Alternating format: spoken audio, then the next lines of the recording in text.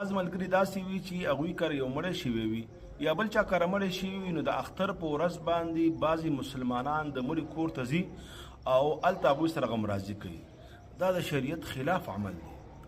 نبی مهربان صلی الله علیه وسلم فرمایي دا جایز نه دی یو مسلمان دپاره چې هغه په یو مړي باندې غمرازي وکړي د 3 ورځو نه سیوا، مګر دومره ده چې د ښځې دپاره په خپل خاوند باندې چې کله د یوې ښځې خاوند مړ شي نو بیا 4 میاشتې او 10 ورځې هغه غم کولی شي.